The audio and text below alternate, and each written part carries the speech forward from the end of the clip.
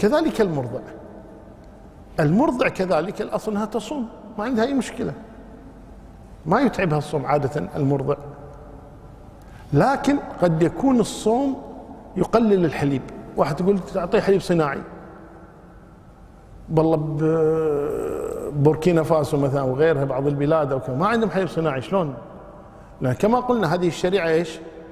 لكل أحد في كل زمان في كل مكان، شرع هذا. طيب مو كل أحد عنده حليب، واحد بالبر منين لهم حليب صناعي؟ فقضية واحد يقول تعطيه حليب صناعي أو شيء كذي، هذا يعني أنت تعطي شرع للعامة، لعامة الناس، لكل الناس، لكل من يدخل في هذا الدين. فإذا كانت هذه المرضع إذا صامت قل الحليب أو نشف الحليب في صدرها، والجنين أو الرضيع يحتاج، فهنا كذلك نقول تفطر لأجل غيرها. كذلك هنا كالحامل إذا أفطرت لأجل الجنين الذي في بطنها، هذه كذلك تفطر لأجل الرضيع الذي في بطنها الذي ترضعه. واضحة الصورة إن شاء الله تعالى.